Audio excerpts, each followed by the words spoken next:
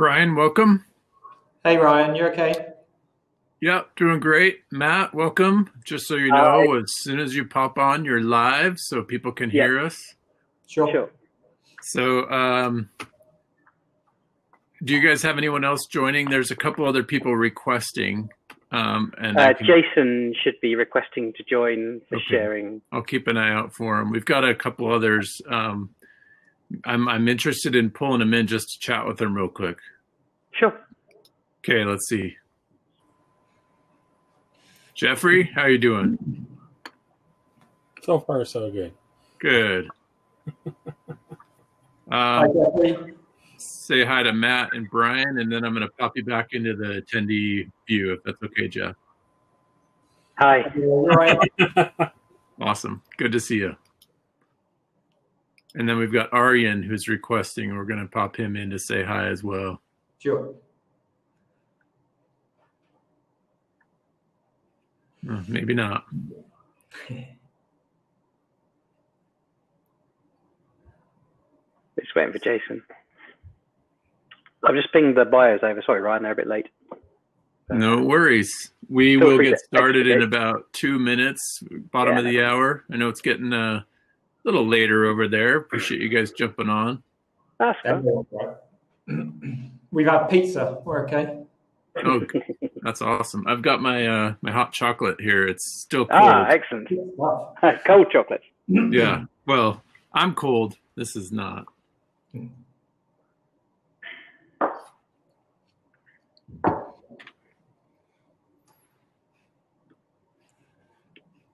And if you guys sent over bios, I haven't had a chance to look. So I'm only going to introduce you, and then you can go into your own introductions of who you are and what you do, if you don't mind. Yeah, sure. That's fine.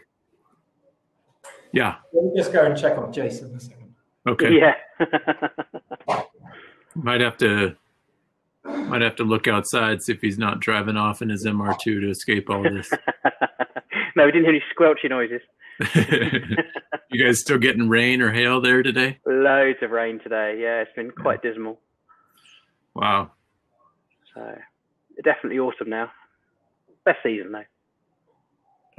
Yeah, we went straight from summer to winter in about 2 weeks. Oh. So hopefully we'll get some autumn back in a momentarily. It's always been, even as a kid, it's always been my favorite season is autumn.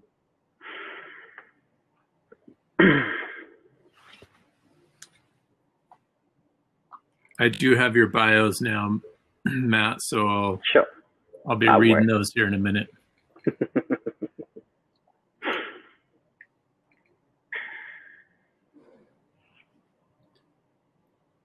All right, I will go ahead and get started if that's okay. Jason did pop up, and I hit OK, so we should be seeing him as soon as he gets his mic and video configured.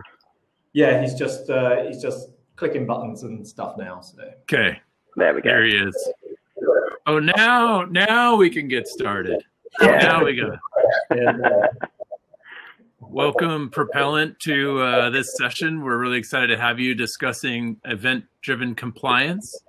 Matt is their fearless leader, Matt Wanless. He's been an automation evangelist with 20 years of experience modernizing IT applications and infrastructures within many different organizations. Brian Sidebotham has been he's had a distinguished career that has spanned everything from embedded Linux systems development through to maintenance and improvement of cloud-based ISO 27001 and PCI DSS compliant systems. He's currently focused on automated server builds and administration technologies using SaltStack to ensure better security, compliance, and consistency of servers. Pastimes are rally cars, engines, electronics, and software development. And then we've got Jason. I'm not going to pronounce your last name, so fill it in here. Noils. Okay, that's what I would have said, but you never know. Jason's a cybersecurity and compliance specialist, strong history in founding and running security operations, CSIRT, and analyst teams for a variety of industries, including banking, legal, healthcare, and telecoms.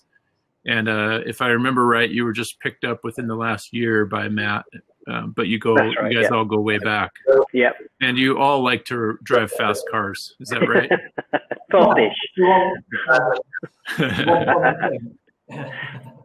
Well, welcome. We look forward to hearing from you. I'm going to drop to audio only, and I'll kick it over to you to go. Thank you, guys. Sure. Thanks. Cool.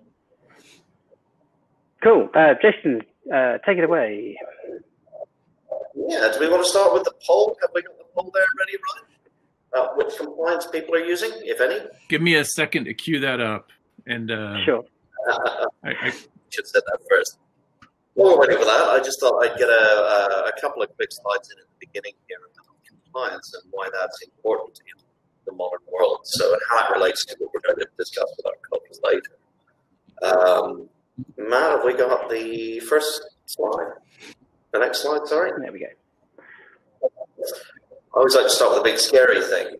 2 weeks ago, British Airways was fined £20 million for a Gdpr breach. That was originally intended to be £183 million. And that was for an attack that occurred in 2008, where an attacker had access to personal data of over 400,000 British Airways customers and staff members worldwide. 100,000 of those had their payment information accessed as well. And this went on undetected for over 2 months. Matt, next slide, please.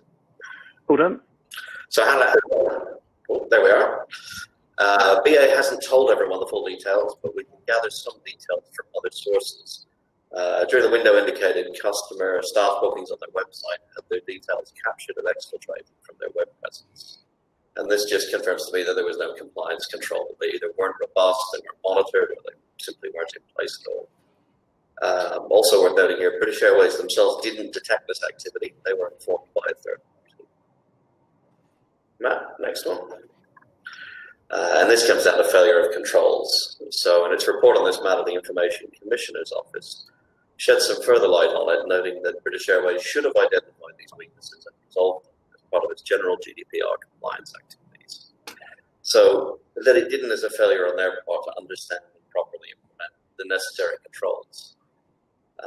Next slide, Matt. Failure to comply. So the consequences here ultimately are that it cost them a £20 million fine, massive legal fees. They need to re-implement a faulty system, put in appropriate controls, compliance, and take a huge reputational hit. So given this kind of situation, I guess the question in my mind is, why wouldn't you just comply? Which brings us to the next one.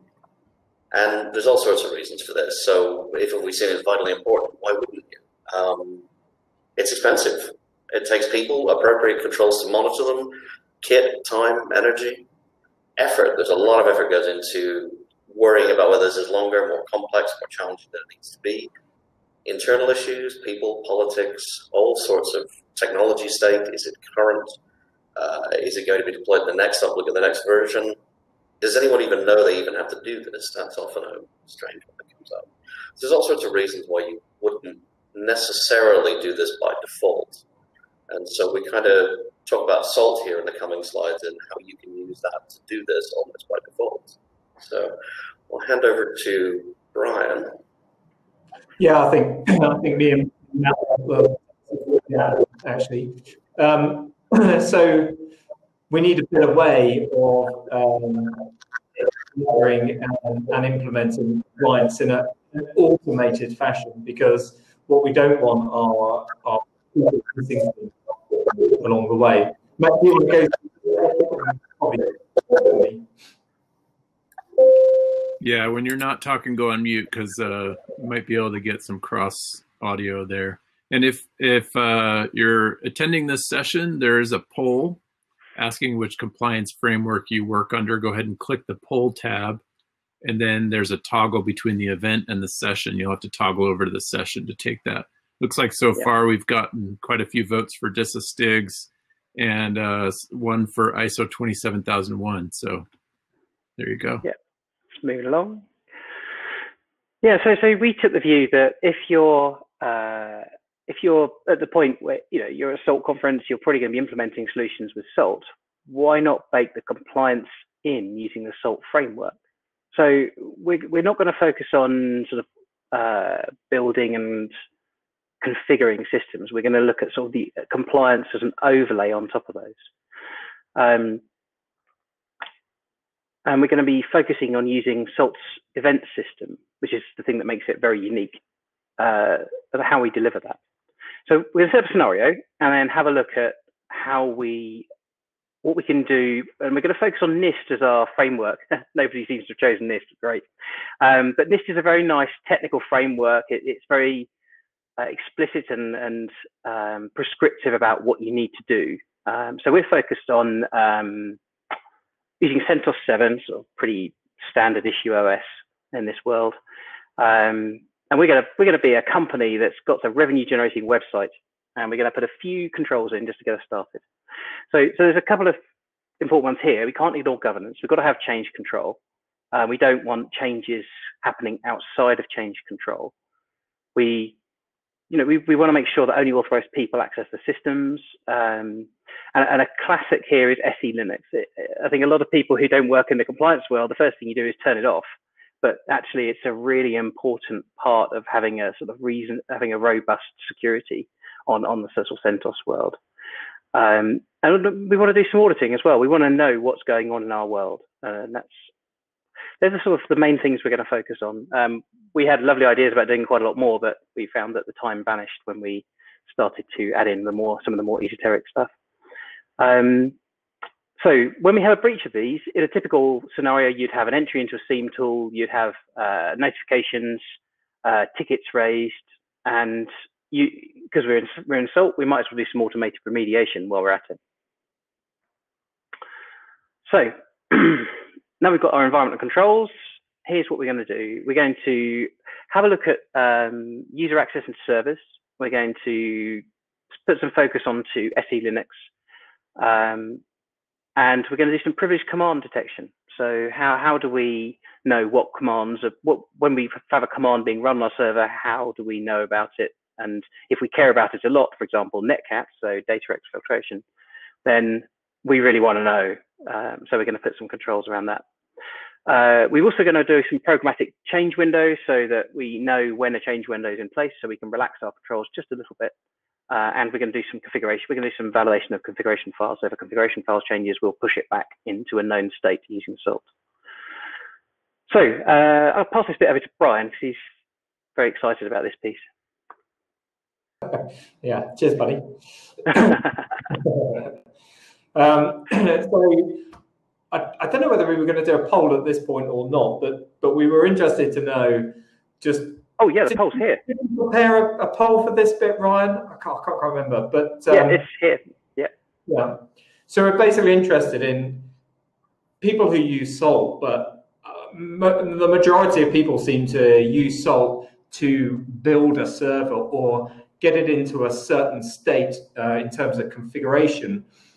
And then sort of leave some of the extra bits alone and don't touch it. So we're interested to see who's actually already using beacons and reactors in Salt, because they're really quite powerful. So beacons are like small Python scripts. They run on the Salt minion. They run periodically, so defaults like once a second. They need to be really lightweight, so they can't be blocking because the minion main process basically runs these scripts, so they mustn't be blocking in any way. But there's a lot you can do with them, and these beacons create events on the Salt event bus, and you can have any event type you like. And then on the Salt master, we can create things called reactors. And the reactors listen to the event bus for specific events. So you can either tie them down loosely to capture lots of events, or you can go very specific. And then you can react to those events by doing things like state applies, or all sorts of orchestration style things. That Salt's capable of. So reactors run on the Salt master, and they basically get run when an event comes in, and the Salt master collects all of the reactors that are configured for a specific event path. So orchestration, if you don't use that part of Salt yet, there's another thing to layer in. It's an extremely powerful way of doing sequenced events. So whereas you might on the command line do one state apply, perhaps to do a whole server, orchestration is capable of doing those in order, waiting for events before doing the next one, and basically can take on the whole Salt world in an orchestrated way, so in a sort of sequenced manner. So that's what sort of Salt beacons and reactors are. I did a quick diagram, very simplified, just so we can get it in our head that on the minion we have this small beacon that's just literally just a Python file. If you check out the Salt source code and go to Salt and beacons, you'll find all the source code of them. It's all written in Python, of course. And those beacons generate the events that go back to port 4506 on your Salt master into essentially an event filter, which filters down into a reactor, which then we nearly always pass over to orchestration. So the reactor for us is always quite a lightweight operation to just choose which orchestration to run. And then we tend to do all of our heavy lifting in orchestrations. So that's how we tend to set things up. And all the examples we've got here today are pretty much set up like that. So Salt comes with its own set of beacons. Okay, so I think we were looking, there's about 20 to 30 or so beacons that come with it. A couple of them are to do with user login events. So they use, whether you're familiar with it or not, the btemp and wtemp files in Linux, which basically audit user activity. So btemp gives you all of the failed login events, and wtemp basically gives you all of the successful login and logout events. So these beacons come as part of your Salt installation, so it's already there on your Salt minion. All you need to do is configure them, and the configuration for these can be really simple. So the configuration lives in the Salt minions configuration, and it can be as simple as we've got on the bottom of this slide, just empty lists. What this means is these beacons, I want to generate an event every single time. Every single time there's a user event.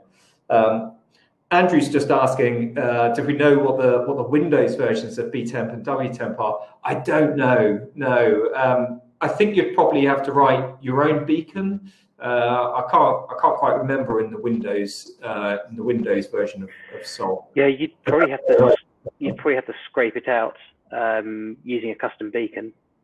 I think. I know it sounds terrible. I'm pretty sure I saw a Stack Overflow about doing it on Windows. Actually, I think it was pretty straightforward. But unfortunately, by example, we're actually on the Linux side of stuff at the moment.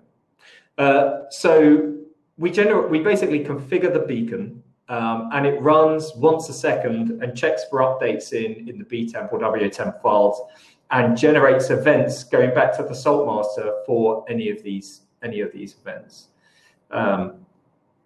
So events aren't that opaque in that you can view them on the Salt master really easily using this salt run command. And you can just have this running on a terminal somewhere and have a look at the event bus to see what events are running. So once you've configured a Salt minion to run a beacon, you can just have this running on the Salt master and just see some events come through, and you can do some debugging as to how you might start filtering in the reactor world to do some orchestrations. So onto the next one, we've got an example of some event data here. So I can hardly see it on my screen here. This is to show that event data can be quite rich, so you can pass over really as much data as you want. The only thing you've got to be mindful of is many minions connected to your master. Your master's kind of a bottleneck in the end. So careful how much and how many events you send back. So we can go to the next one, Matt. So reactors, like I say, live on the master, and they're configured exactly the same way in your salt master configuration, nearly always under, you know, etc minion master.d. So we'll generally have a file in there that lists all of the reactors. And in this reactor here, we can see that what we've done is tie an event that's at salt beacon and then star wtemp over to this reactor here called successful user activity.sls, which is formatted like a state file. The star here means any minion.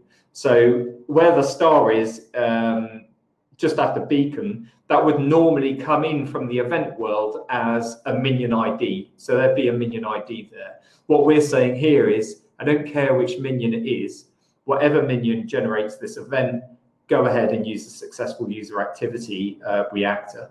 So I think we've got the reactor on the next slide. Yeah, so this reactor, like I was saying, just moves us over to run an orchestration. And the orchestration allows us to have easy access to the pillar data and the grain data of the minion. So the minion ID is passed over in the data from the event. So here we just pass that same data over into the orchestration file run, and basically the reactor does very little. It means that the reactor can just fire off an orchestration event that'll get passed down to a worker, and it's done. It closes off and the event's been processed. So next slide, Matt. So this, let me get it up on a maximized screen so I can see what's going on. Let me scroll down here a bit.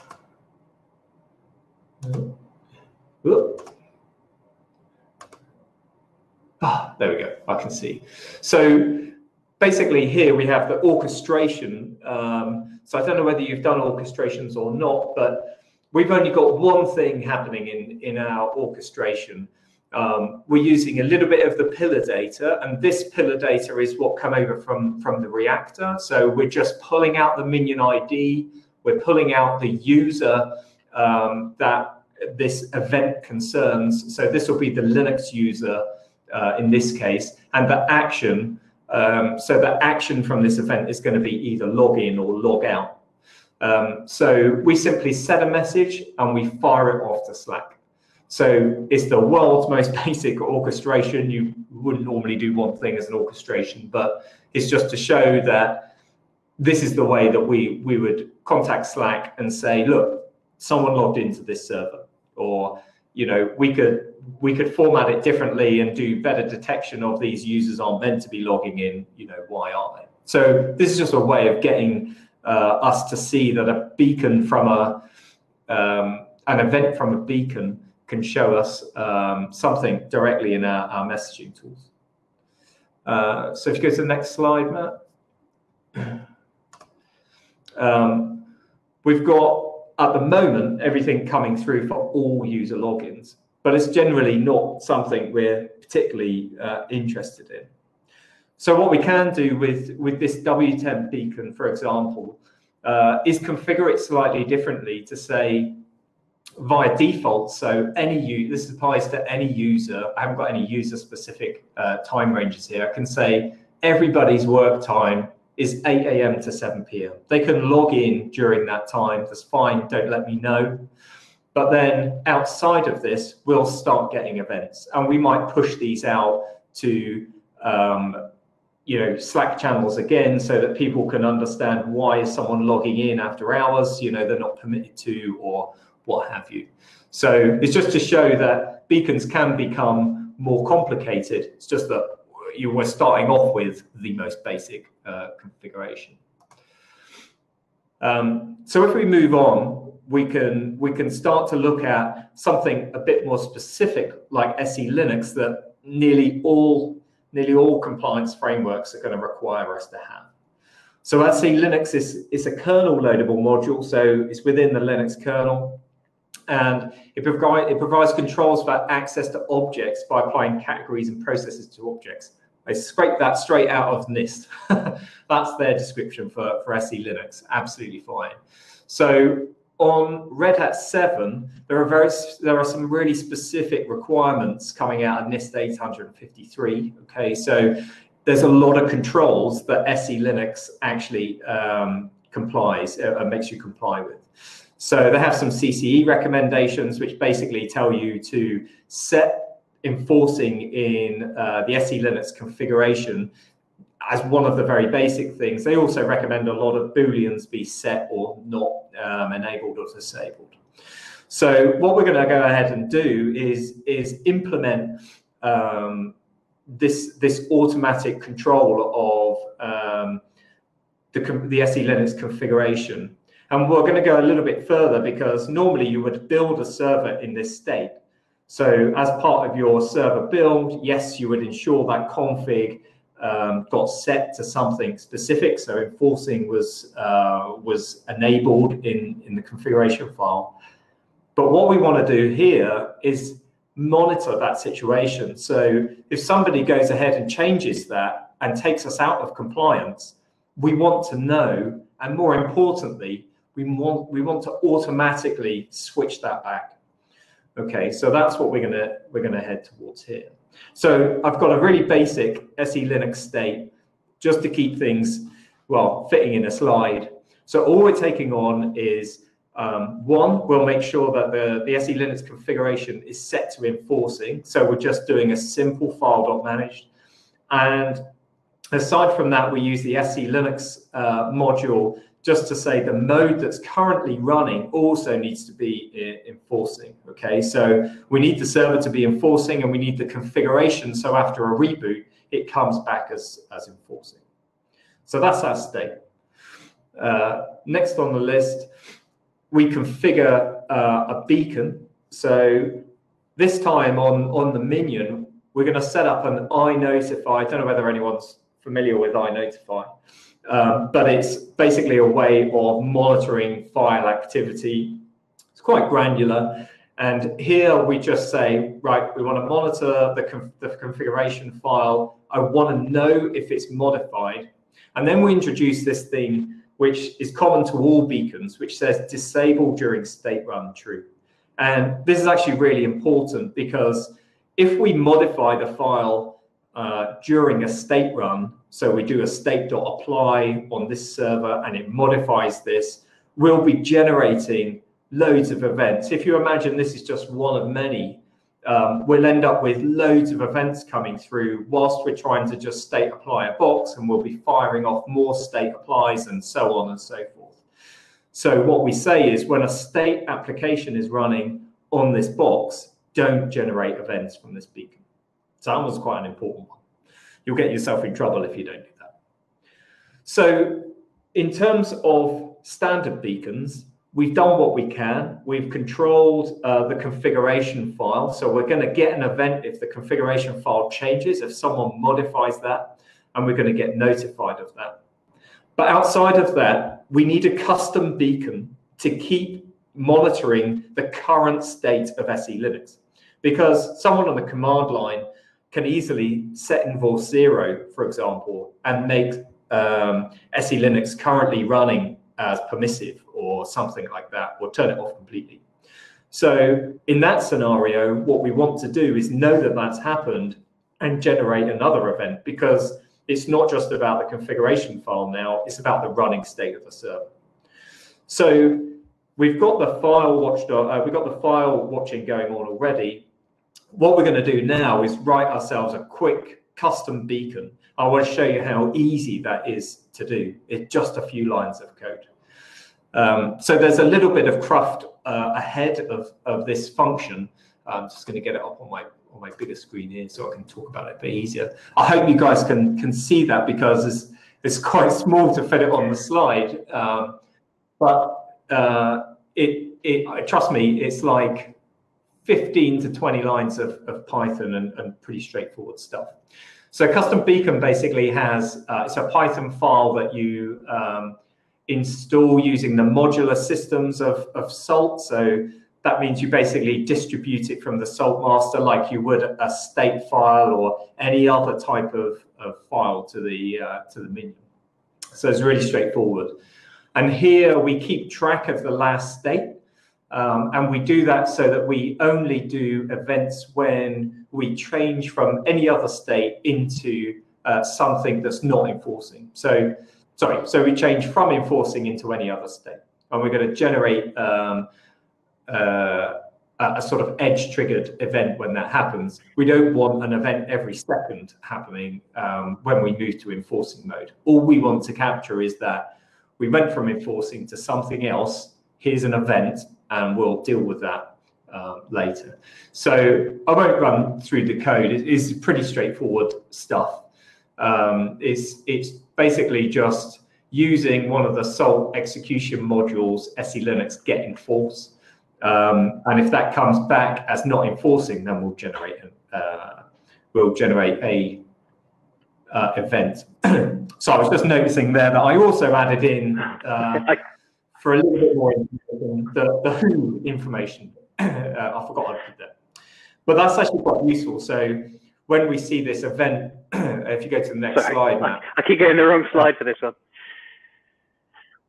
That's all right. Yeah. So in this one, we see the event that we've generated here. So someone's moved the current running state of SELinux to permissive. That's not what we want. So we want an event going back to the Salt master, and it's got some data with it. So we basically said the mode is now set to permissive, and there's another bit of data called who. And that's actually just the output of the who command on Linux, which will tell you all of the users that are currently logged in. So it was just a bit more information to make the whole event a little bit richer. So if we move on to the next slide, I think I'm taking a bit too long. We want to do enforcement. So in a sort of normal, non-automated compliance world, we might get an event via some sort of monitoring system that this happens, but nothing automatically sets it back. So in the Salt world, this happens really fast because the beacon generates the event that goes over to the event bus back to the Salt master. We run a reaction, and through an orchestration, we then reapply the state, the SELinux state, which will set the current mode to enforcing and make sure that the configuration file is also set correctly.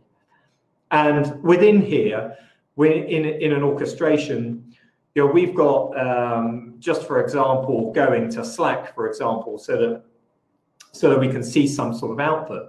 But this is easy to integrate into your ISMS, so you can generate an incident from here automatically, and people can just be monitoring Jira or something, whatever you've got for your ISMS, and you can go ahead and deal with some sort of incident management and set it back to, and you know that your server's already set back via this orchestration to be having SELinux running properly again. So yeah, so this is the orchestration that we've got. It's pretty straightforward. We apply the state, the SELinux mode. Straightforward. So that's the state that we saw earlier. So we go to the next slide. So this is just an example of with the who data of what we might see in Slack. So we've basically got Slack set up so that when the event comes through and we run the orchestration, before the state application, we give this big red cross. So it's pretty easy to see. We see that SELinux has moved away from enforcing, and then we state apply, and we get another Slack message that says, yeah, your server's back to being compliant because it's now got SELinux running again. Yes. The other thing in my work, pointing out here is that we put on the detailed date timestamps in here because it was it was doing it so quickly, it wasn't being captured within the second. So it was literally, you know, under 100th of a second for it to actually reset the state back. So it's very quick compared to any form of manual process. Yeah, it is very quick and very repeatable. So, you know, what's good is having somebody log in just to try and fix this for whatever reason is another risk, because what if they do the wrong thing, or what if they do something else while they're there? You know, whereas the automated world, it's an absolute, you know, we know what's going to happen. It'll happen every time. And so it's nice and reassuring that it just takes care of itself ultimately. Okay, so privilege command. Yes. Privilege. Sure, absolutely. I think I was on mute talking through the last lot of it, so hopefully I'll get this one a bit better. So privilege commands. So when I think our ideal world in a scenario is nobody ever logs onto a box. I think that's the ideal place to be, but unfortunately, most organizations aren't there.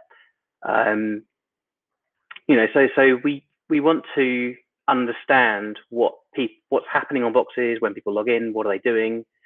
You know, there's lots of reasons why, but the obvious one is if somebody is on a box and you don't want them to be, you know, you want to know exactly what's going on so you can understand any data exfiltration that happens or any changes to security that happen.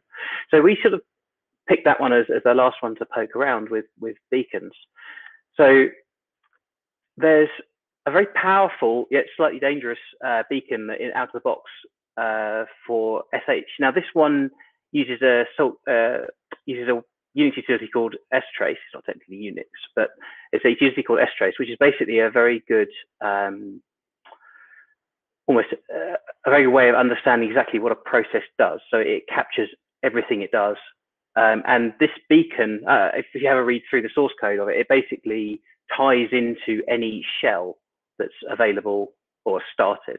So as soon as you log into a box, you're instantly in that world. It will send all your events back as event bus messages. So you type in tree or ls and it's straight back in.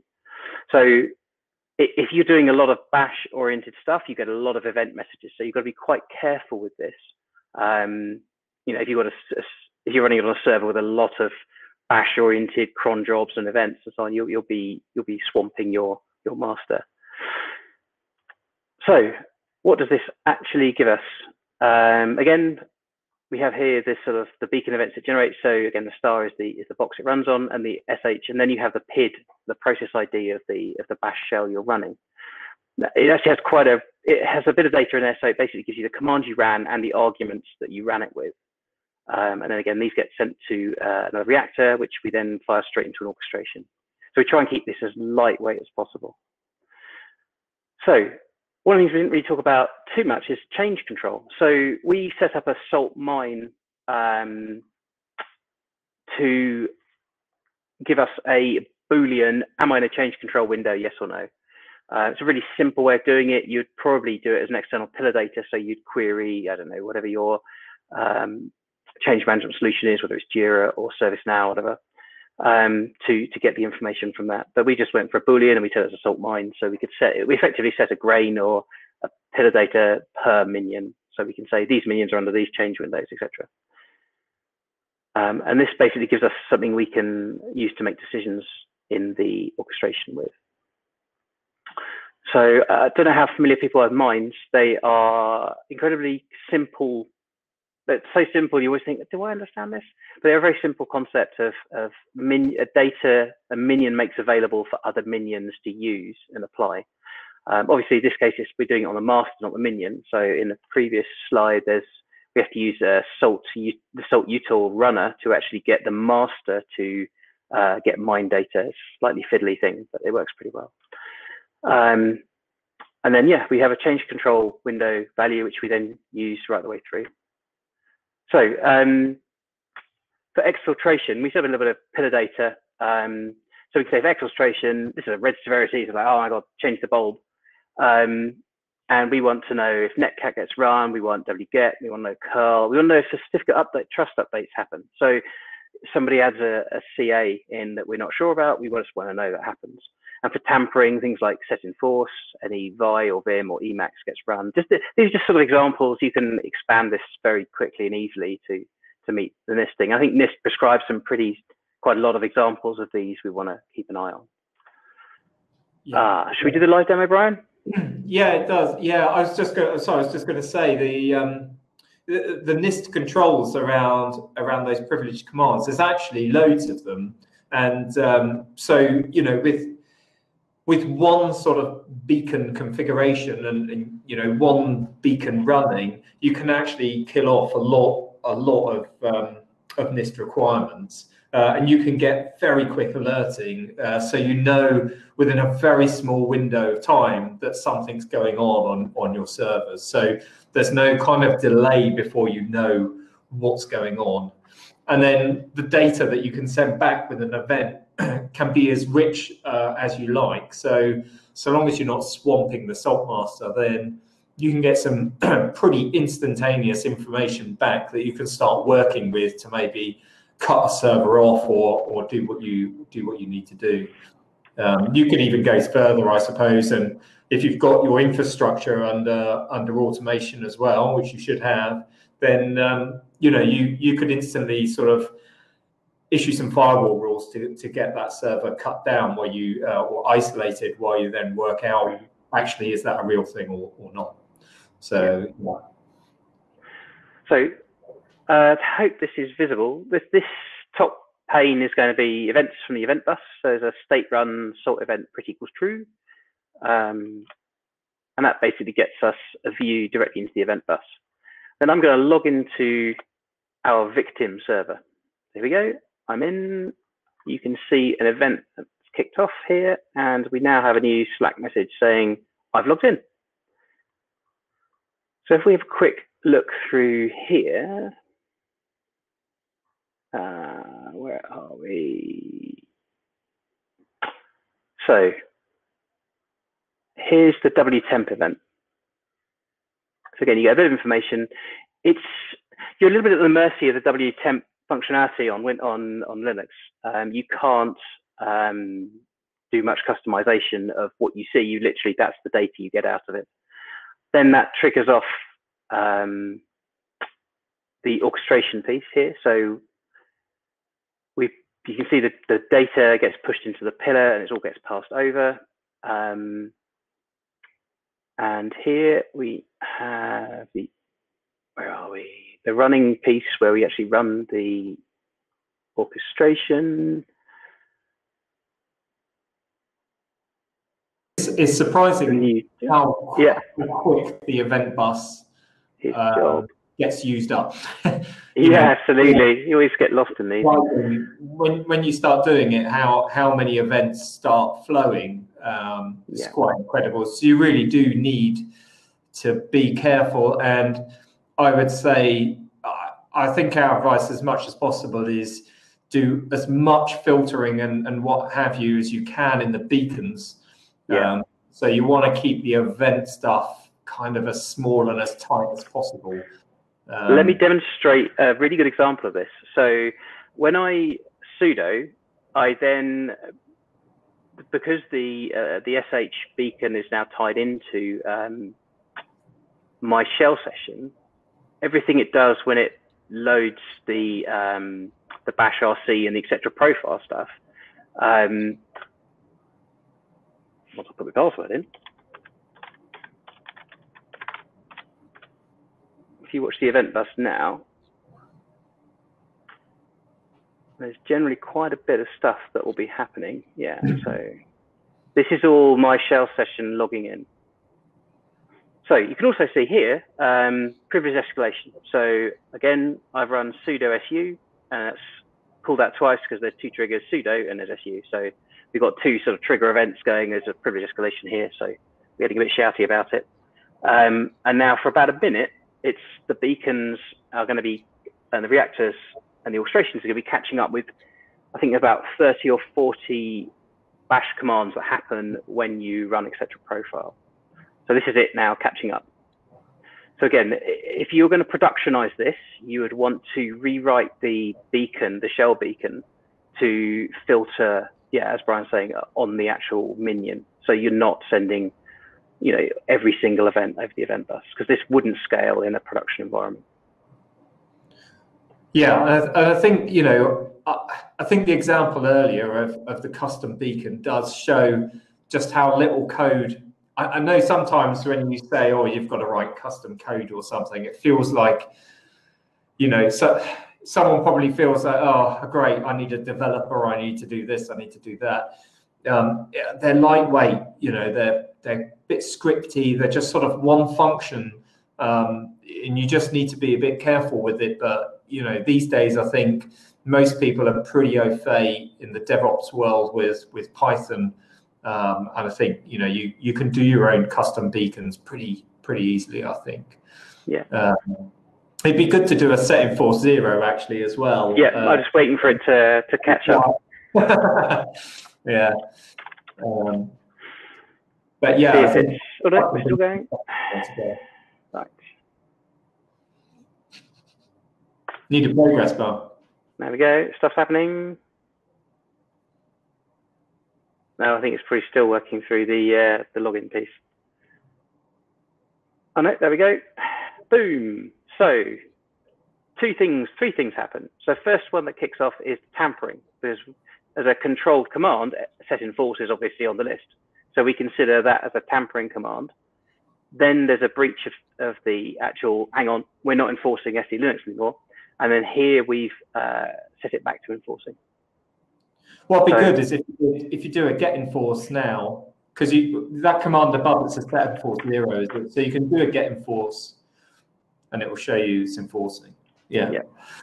So it's already back to what it was. And that then get enforce gets pulled out as a reconnaissance command. So which is fine. I'm reconnaissancing. Yeah, Big Brother is watching. Yeah. So if we quickly set enforce 0 and then get enforce. So now we're in permissive mode.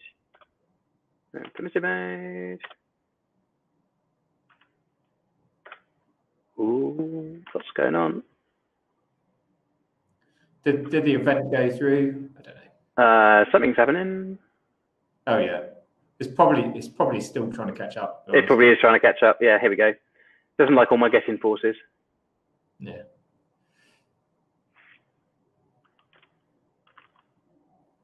So yeah, this is a good demonstration actually with the get enforce of how, you know, if you're not careful, how many events you start generating, and you know. Yeah, it's very easy to do.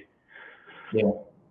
But hopefully the SE Linux stuff sort of shows the potential of, you know, doing this stuff automated. But you just don't need people in the loop of doing this stuff.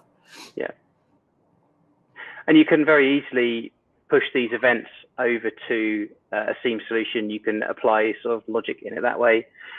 If you were going to make this scale, you might want to remove some of the logic away from the orchestrations and do it externally, and then push back into Salt to do the actual remediation activities. So if you're scaling this on 1,000 minions or so on, you would probably find your master would become a very big single point of failure, and would be a struggle to scale it. So. Yeah. So if we shimmy back to here, production notes. So this is the things where, if you're going to take this a bit further, some easy examples would be certificate hygiene. So are my certificates expiring? Are they signed, etc.?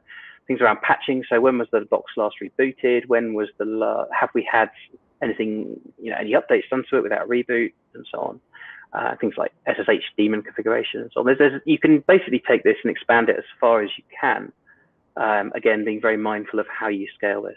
So you probably want to have sorry, go on. I think it's pretty straightforward to get. I think with the certificate aging, actually, there's already there's a built-in module that you just point to your certificate stores, and then it'll notify you when at a configured time, you know, of something running ill. Yeah. But yeah, I think if you pick up, you know, whatever your compliance controls are, and just start piecemealing them into Salt. You know, it doesn't have to be a big bang thing. You know, it's something you can progressively do. You know, just identify the strongest points, you know, the biggest hitters really, and start there, and then just start automating those and getting used to the process of the automation working for you. Yeah. That'd be really good. Just take on a few things to begin with. Yeah, absolutely. And any questions? How are we doing for time, Brian? Are we? I think we're sort of reasonable on. Yeah, it's left. So yeah, let's try to see if there's any questions or feedback, challenges that people run against when they're. Yeah, sorry that we're so Linux focused. Yeah. See, there's a few Windows questions there. So.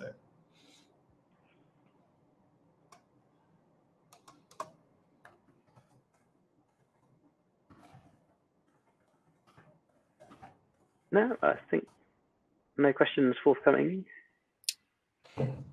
So what can you do to prevent some of that logjam stuff you were talking about with events? I think I'd be very picky about them. Some of the other things you can do is you can control how often a beacon gets run, and it's a balance of speed versus throughput. So you can say, instead of run every minute, run it every. You could run. Yeah, I mean, their default's 1 second actually, so it's pretty quick. You know, generally, it's great for sort of demoing where you want to respond really fast. And some things you're going to want to do quickly. You know, you're not going to want the server to be exposed for very long at all. So some things, yeah, fast, but slowing some of them down, I think, makes quite a lot of sense. Yeah, definitely. And I think also that what we were saying about the logic being within the beacon as much as possible. So you essentially sort of mask off as many events as you don't, you know, if there's events that you're not concerned about, just mask them off as much as possible. So like Matt was saying with the SH one, what you really want to do is have configuration of the beacon on the Salt minion to list your configured set of commands that you're concerned with, and just generate, you just want to generate events for those really. So you don't want to pass all of the events back and then try and filter them on the Salt master. It doesn't really make any sense. Yeah. So. Mix asked a question, can you get the active beacons and reactors? Now there's a beacons.list you can do to show you the active beacons. The reactors, I don't know. There might be a reactors list, but it's a very simple config file. But it'd be good if they had. It'd be good if there is one. I haven't. I'll have a quick look for that. Yeah, I've seen the beacons.list, but I'm not sure there is for reactors actually. Yeah. Haven't seen that. Haven't come across it. Generally, like, I mean, everyone has their own thing, but we always have in master.d, we have a reactors.conf. Yeah. You know, so at least if you're piecemealing your configuration, it's easy to go and see, you know, the reactors set up or the beacons that are configured on the minion, where we'll have a configuration fragment in the minion.d for for beacons. Sorry. So, you know, we'll just have a load of fragments that are easy to navigate, really, and more importantly, this is for reactors master.d.